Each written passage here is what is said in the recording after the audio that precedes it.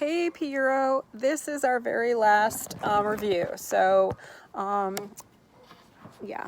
very last review, bittersweet. We're going to be looking at nationalism and imperialism. So the second half of the 19th century, about 1850 to 1900. All right, nationalism comes first, I suppose. And so the two countries that we see become nation states are Italy and Germany. And remember, Italy had been city-states for ever since the Renaissance. But there had been, in 1831, Mazzini had started the Young Italy Society and had started thinking about nationalism. He wasn't the only person, but that's an obvious extra evidence that you could sort of bring in. So as early as 1830, Italians were thinking about unifying. One of the major causes of nationalism in the 19th century was the Napoleonic Wars. Having the French come into other countries in Europe made people feel defensive and want the French out and feel very proud of their own nationality. And so so there you have it. Italian unification occurs under Cavour. Camillo Cavour, he's the prime minister under Victor Emmanuel II. He is the prime minister of Piedmont, Sardinia. Remember, in 1848, the revolutions of 1848 had resulted in Victor Emmanuel II allowing for a constitutional monarchy. And so it made sense that if you were looking for a unified Italy, that you would look to Victor Emmanuel because he was an Italian king and he was allowing a constitution. He was not an absolute monarch. All the other rulers in the Italian city-states were either under the influence of Austria or they were actually ruled by Austria, Venetia and Lombardy being examples of territories that were ruled by Austria. I suppose you could also look for unification under the Pope, but the Pope or Piedmont, Sardinia, but Piedmont, Sardinia is the way everybody goes. And so let's see.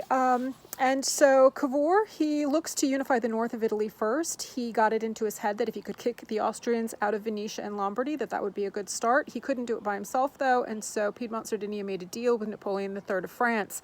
They said, you can have Nice and Savoy if you help us get Venetia and Lombardy. And so Napoleon III agreed, and war started. And indeed, they were able to take Lombardy.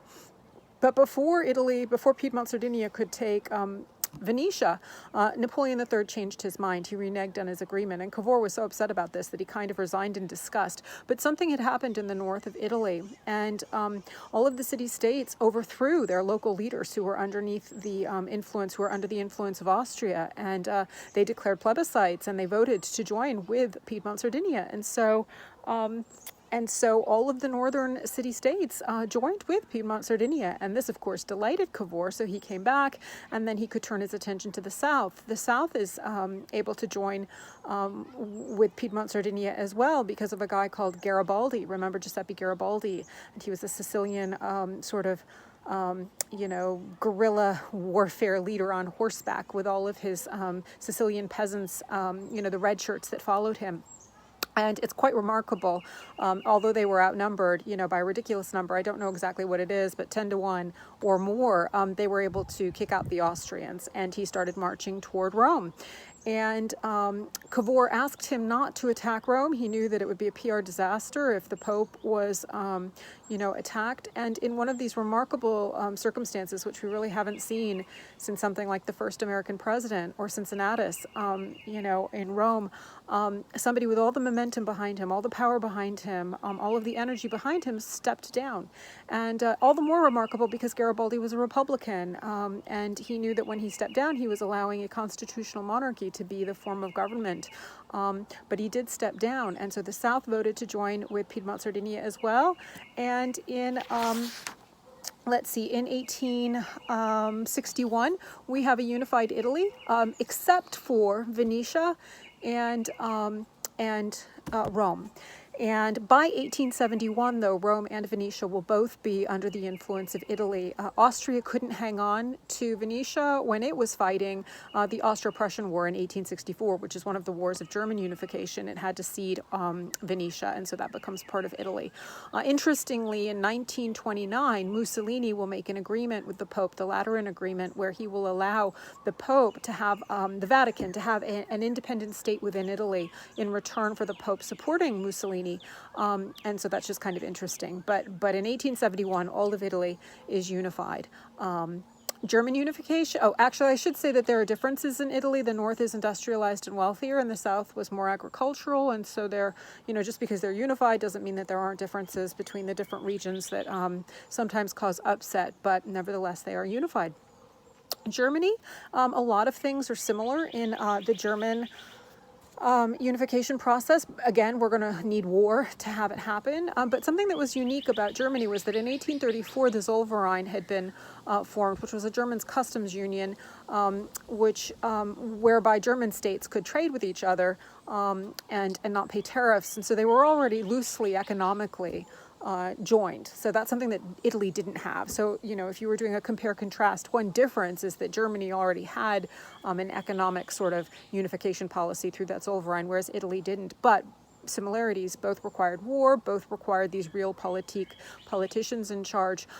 Germany had Bismarck. Bismarck is the Iron Chancellor. He believes in blood and iron, and he is dead set on unifying the German states. Now, the German states had already been condensed tremendously. About 300 of them were condensed under Napoleon into about 100. And then the Congress of Vienna of 1815, which had ended the Napoleonic Wars, further condensed those German states, into 39. And so we have 39 states at the start of German unification when it starts. Now, the first thing that happens is war with Denmark. In 1864, Bismarck aligned himself with Austria. Prussia aligned itself with Austria to go to war with Denmark over Schleswig-Holstein, that area that's right underneath Denmark, but where there are German speakers. And they did win, but then they fought over how they were going to divide up Schleswig-Holstein. And so in 1864, there was another war, the Austro-Prussian War. It's also called the 7 Weeks' War. It was very quick. The Prussian general, Moltke, was a good one. This is when Austria cedes Venetia to Italy. They can't hang on to it and fight the Prussians at the same time. But Bismarck was forward-thinking, and he knew that he was going to need Austria's help in war against France, because he was already thinking ahead of what could make all Germans so sort of proud to be German that they would all come together.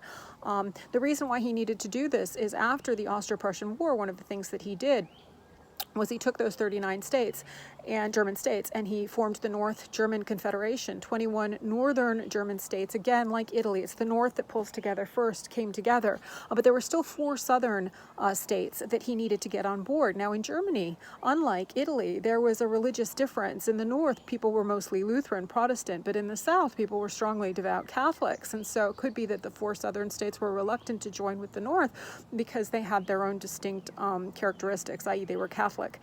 So he knows if he's going to bring those 4 southern German states on board, states like Bavaria, he's going to need something bigger than their devotion to the Catholic Church. He really needs something bigger. And so he knows that it can be war with France. And so the Ems Dispatch, he tricks Napoleon III into declaring war on Prussia, and the Franco-Prussian War that's fought in 1870 to 1871 really does get the 4 southern German states so excited and nationalistic and proud to be German that at the end of the war in 71, when Prussia wins, they agree to join, and Germany becomes a big state under the Kaiser, and Bismarck is the prime minister. Bismarck is a realpolitik. He's a pragmatic politician. He sometimes is able to put his ideals aside in return for what's sort of practical. And one of the things that he tried to do after German unification was Kulturkampf, sort of an attack on the Catholic Church, but it proved very unpopular. And so even though he really did want to subordinate the Catholic Church, he was willing to step back and not push forward with those moves. Another thing that he did that was very sort of, it seems to me, pragmatic, was he put forward reforms like old age pension and disability and that kind of thing, workers' unemployment, which you think of as sort of lefty sort of moves, very unusual for a conservative prime minister, because he was very conservative. But when you think that he's being pragmatic and he's trying to keep people from becoming socialist, because socialism is bubbling right now, you can see why he does those things. So he's kind of an interesting character. All right, so Germany was late to the game, though. 1871, it unifies, and even as late as 1885, when the Congress of Berlin takes place, Metternich was still thinking in terms of Europe being the map where he wanted Germany to be the presence that was most strongly felt. He wasn't really thinking about colonies elsewhere. So Germany's late to the imperialism game, and that will cause resentment. They'll get jealous of Britain and France, who gather up more colonies first, and that will be one of the major causes of World War I. And then a lesser cause could be the Franco-Prussian War, where Prussia took Alsace and Lorraine away from France, and France, of course, will wait until they win World War I and get Alsace and Lorraine back with the Treaty of Versailles. All right, so imperialism also takes place in the second half of the century. Just some things to know. What makes the conquest of Africa possible is the machine gun. I think we've gone over this a lot, but remember earlier on there had always been slave posts, trading posts along the coast. But to go inland was dangerous because it took so long to load the old guns that spears would get you. And so they weren't able to take over interior Africa. Also, mosquitoes and malaria were a problem. But by the second half of the century, the machine gun allowed for an easy takeover, and quinine pills allowed for a defense against malaria. You also have the telegraph and steamboats, like going up the Congo River.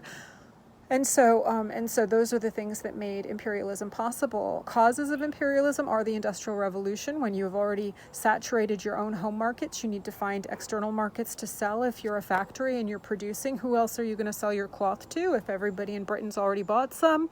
But also you want raw resources like diamonds and in Southern Africa, or ivory in the Congo, or manganese and rubber in Indochine, in what's now Vietnam. And so there were a lot of reasons to go and take over other countries. Social Darwinism confirmed to people who were of this mindset that some people were more fit than others. Some countries were more fit than others. Wasn't it right for the more fit countries to go in and to take over the lesser countries? Wasn't it God's will? Wasn't it natural law? And some missionaries like St. John in Jane Eyre are, believe in the sort of the white man's burden, that it's our burden to go in there and bring God and bring civilization and bring the light. Not everybody accepted, the colonizing countries peacefully. We have the Sepoy Mutiny in India and the Boxer Rebellion in China, and there was a big fight over the Sudan, which the Sudanese lost. So it's not necessarily always peaceful, and sometimes there are wars between European countries, like we see war between the Dutch and the British over South Africa. The British win, but ultimately South Africa will become a Dutch country in a sense, because when there are so many more Dutch people living there, Afrikaners living there, that in 1948 the Afrikaners set up the apartheid system. That's what you think of, I think, when you think of South Africa. Other things to know: the worst country to be in probably was the Congo. King Leopold was notorious. He wasn't at the time notoriously known for being awful, but when it came to light what was happening in the Congo, i.e. 8 million Congolese people killed, people were horrified, and so that's kind of he was bad even for a racist time. He was bad. Let's see. The British, sometimes you wanted a colony because you wanted to protect something else. So the British wanted Egypt so that they could protect the Suez Canal, their quick route to India. And then they needed Sudan so that they could protect Egypt, so that they could protect the Suez Canal. So that's another reason for wanting a colony. Or sometimes you need a colony, an island in the Pacific, so that you can dock your boats and reload and fuel on your way to Australia or whatnot. But remember, the sun never set on the British Empire. When you think of Canada to Australia to India, Britain really comes out the winner. France the second winner, but really we see Britain. They're the masters of imperialism. Let's see. I feel like we zoomed through that pretty quickly, but I don't know that there's anything else that I really feel. That it's important to know. The 1885 Congress of Berlin set the terms for the scramble for Africa. Remember, no one country could have all of Africa, and to gain an area, you had to sort of show that you had a presence there, i.e. a military presence. Remember, Liberia, the state of freed slaves, is never colonized, and the Abyssinians, the Ethiopians, fight valiantly against the Italians and win, and so Italy was not able to have Ethiopia, which they had wanted, because they had East Somaliland and Eritrea, and they would have had the whole Horn of Africa, but they weren't able to. Now remember, Mussolini will in 1936 come back and get revenge for that humiliating defeat, but for a time Ethiopia is an independent country as well. Let's see, there's a problem in Morocco, remember, in 1911, the Panther is sent. Germany shows its displeasure over France taking Morocco. France declared it a protectorate, and Germany said, no, we think the Sultan should be independent, not because they wanted Morocco to be independent, but just because they didn't want France to have something else. But France was backed by Britain, so there wasn't really anything that Germany could do about that. But really, again, another cause lead up to World War I. Tensions are rising between Britain and France and Germany.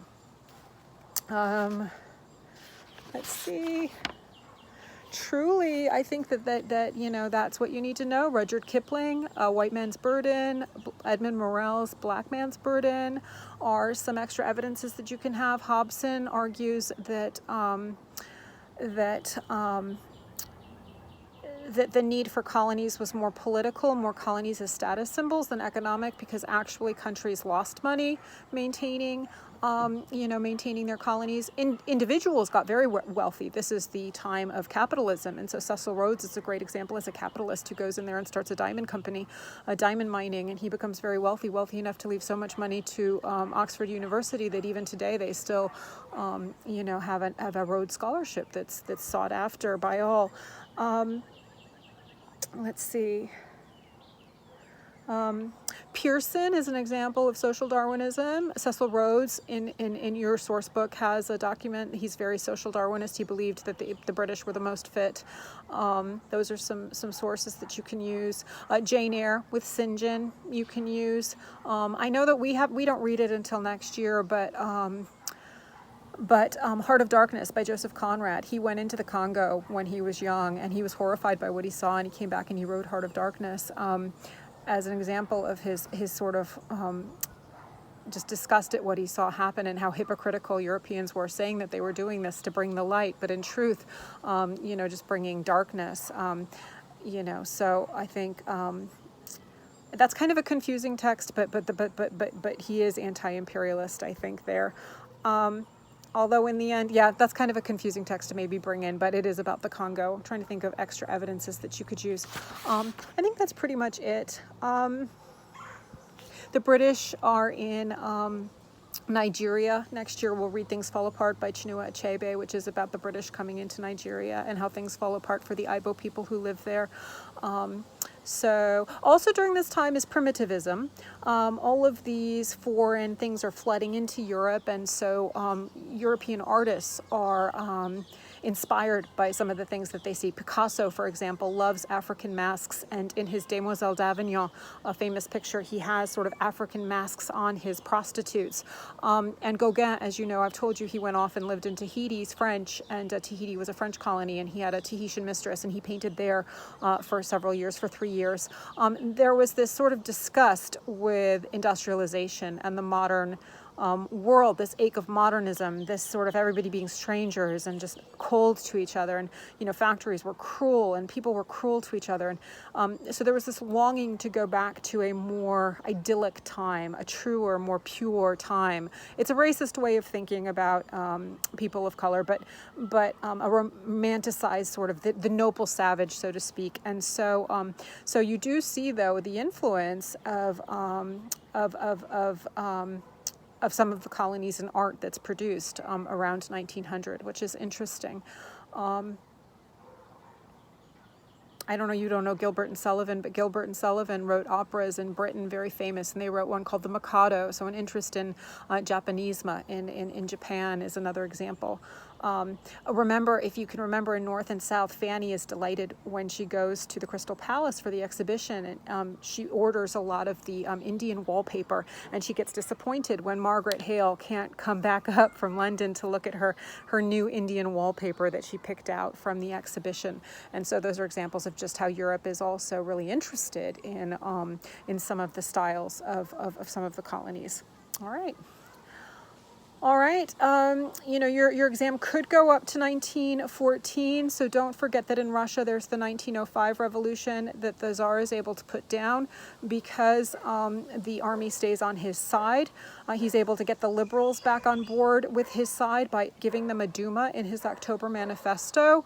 And so he's able to keep enough people on his side that he's able to stave off revolution, but it's not going to last forever. In 1914, when World War I has been happening, or 1917, when World War I has been happening for 3 years, the soldiers are going to be so disgusted with the Tsar that they're not going to side with him anymore. And the nobles are going to be so disgusted with the Tsar because of Rasputin that they're not going to side with him anymore. Basically, everybody turns against the Tsar Nicholas. And so you're not going to get causes of the Russian Revolution, but just know that that's kind of happening. 1897, suffragist movement. 1903, suffragette movement. Suffragist movement of 1897, remember, is Millicent Fawcett, and the suffragette movement 5 years later is the Pankhurst family. So we've got that happening, the women struggling for the vote. Is still in this time period. Things get very bad for the Jews at the end of the 19th century. Social Darwinism is really very, very prominent about 1895. 1873, there's the stock market crash. 1871, Jews had been made citizens of Germany when Germany had become a state. But just 2 years later, there's that stock market crash. And also that added to pogroms in Russia, where Jews were leaving Russia en masse and coming into places like Germany. They weren't wanted. And so we have this increase in anti-Semitism. Even France, the country that had first made Jews citizens, you could see that people were starting to turn on the Jews with the Dreyfus affair, where 50% of the nation was against Colonel Dreyfus and 50% were for him. Remember, he was arrested for treason, but really it was because he was Jewish. And so things are changing for the Jews, unfortunately, during this time period, which is not good. So much so that at the end of the century, Theodor Herzl says that he thinks that Jews will never be equal in Europe, and he starts Zionism, the idea that there needs to be a Jewish homeland. All right, well, I guess that's about it. So good luck to you on your exam. I wish you well, and I think you're well prepared. And you can look through your source book on the day of the exam, and you've got lots of little cheat sheets that you can print out. And so I wish you well, and it's been so much fun teaching you this year, even though we had kind of perhaps the ending we weren't quite wanting. It was still such a joy to teach you. All right, well, I wish you well. Bye-bye.